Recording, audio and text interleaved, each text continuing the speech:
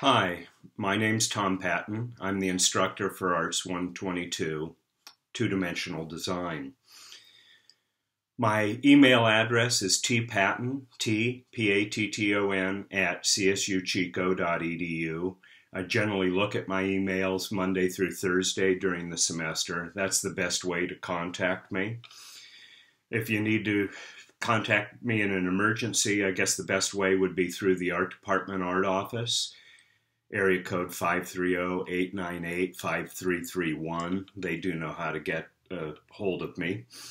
Anyway, what I'd like to do here is give you a brief introduction to the class. At the end of this, I will splice in to this video a little demo on the blog site that I use.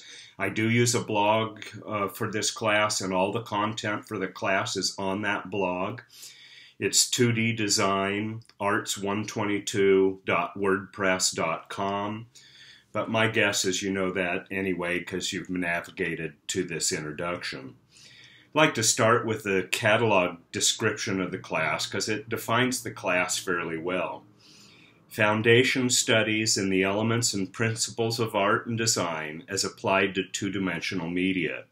Includes critical thinking and conceptual development, materials and methods, and additive and subtractive color theories and applications. What I hope to do in this class is to teach you the basic vocabulary and concepts of two-dimensional composition and the elements of design. You should gain experiences in these concepts through the projects. There's 20 projects for this class. I'll talk about that a little bit as we go. You're going to gain experience in hand tools, using your hands in creation of artwork. That doesn't mean that you can't use the computer in some projects. You will be able to. We'll talk about that a little bit more. And each project is defined and has a description and shows you what media that we're going to work in. Also, this class should prepare you for further study in any media that uses two-dimensional design. So by that I mean art, design, and even architecture. So indeed, one of the things you're going to find in art classes and design classes, you will go on to have classes that are critique heavy, that you talk a lot about the artwork. Well, the vocabulary that you're going to learn in this class is one way that's going to lean you into that. The course structure, this course is entirely online. Frankly, successful students in this class will be self-motivated. You can do this class all at once. In other words, there's 16 weeks worth of ideas and projects. This is based on a regular semester. But indeed, if you want to push forward and do that very quickly, you certainly will be able to do that. There's 4 periods, and I'll talk about that in a minute when I have projects that are due. But essentially, you'll be looking at videos online, talking about the concepts and showing you illustrations. Then you're going to go to the project list, and on that project list, the projects tie into those videos. But the project list will also give you information about each individual project. I'll be asking you to submit the works periodically, again, 4 times during the course of the semester, basically once a month. There is a recommended text for this class. It's Launching the Imagination, A Guide to Two-Dimensional Design by Mary Stewart. I used the first edition of that. I think that it's up to the 6th edition now. It's really, quite frankly, it's a great book. It's very comprehensive about design, but it encompasses more than two-dimensional design, talks about three-dimensional design and other issues as well. And with that, it's a reasonably expensive book, and new copies are well over $100. And simply because of the cost, I'm not going to require the book, although if you're really interested in learning design, my suggestion is that you get a used copy, any edition, and essentially read the chapters that go with two-dimensional design. The course that I've structured here essentially follows this textbook fairly quickly, and that's unusual for me. I've been teaching for 40 years, And generally speaking, I don't follow closely with the textbook. For this class, for two-dimensional design, it's such a good text that I really do follow that. I mentioned earlier that there are 20 projects. Some of the projects are more taxing than others. From my perspective, none of them are hard per se, but some of them are time consuming. So be prepared to spend time on these assignments. Generally speaking, if we were in a 16-week semester, you'd be spending 6 hours in class plus outside class time. My expectation is that you can finish all the projects and all the requirements for this class if you average about 6 hours a week. If you want to put some weeks in that's more heavy and then take a break or what have you, you certainly can do that. That's going to be up to you how you approach that. Although with the 20 assignments, the first 5 are due at the end of September, the next 5 at the end of October, the next 5 at the end of November, and the next 5 on December 19th, basically the last day of this class. The assignment should give you direct experiences with some of the concepts presented in the lectures. The lectures, there's a series of lectures that are on the blog, and they're all on YouTube as well. They generally go from about 10 minutes to 20 minutes. Most of them are 15 minutes or so. I think there's one as long as 25 minutes, but most of them are fairly precise, shorter lectures that talk about the concepts. Again, then you take the concept and apply it in the project, and the project will detail how I want you to do that. There's going to be a variety of media that you use in this course. We're going to draw, we're going to paint, we're going to do collage, and you're going to do a little photography. Don't worry about your drawing or painting skills. I'm a photographer. I really haven't painted much for 40 years, quite frankly. I know the basics of it, and I know basically how to do it, but it's not something that I'm overly practiced on. And frankly, I'm not going to be judging your skills as a painter so much as your ability to understand concepts and apply those concepts. As I mentioned, each project is worth 20 points. Some of them are easier in my mind than others, so some are going to be easier A's, if you want to look at it that way, than others. But some of them are going to require that you put time and effort and thought into them. Others are going to be more manual. You'll be able to probably get them right the first time. In terms of drawing, most of the projects that require drawing, or all the projects that require drawing, allow freehand drawing. Some projects may allow digital drawing. This class doesn't require that you have image editing software.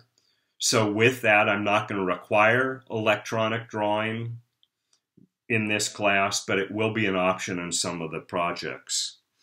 Again, I'm not going to be judging on the quality of your drawing per se, but how well you show me that you understand the concepts.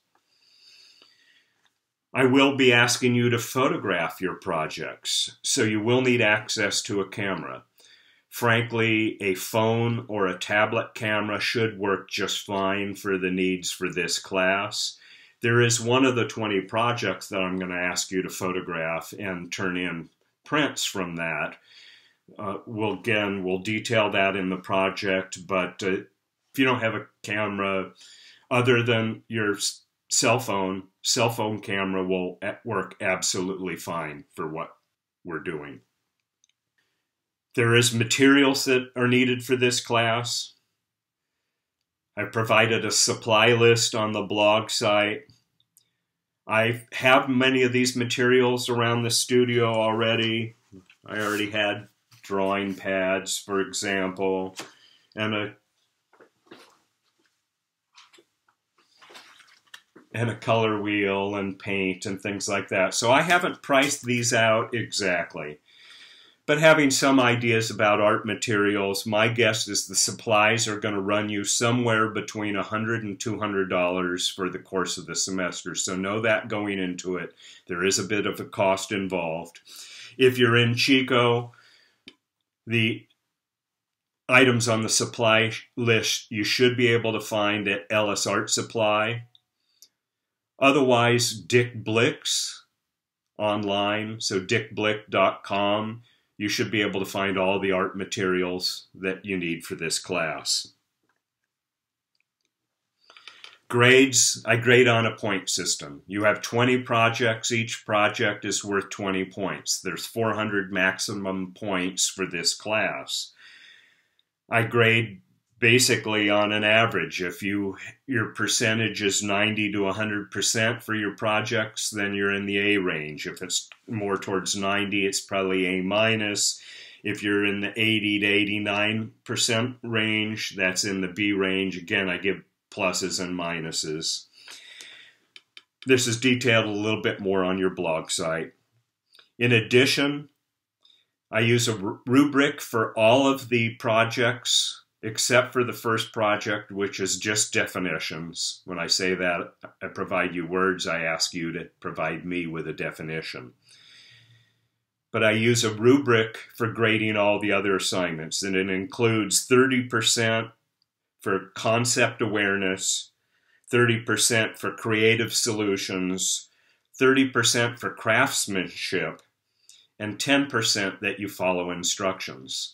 Let me just start with the last one. You'd be surprised, and one thing most teachers are surprised, how few people actually follow instructions.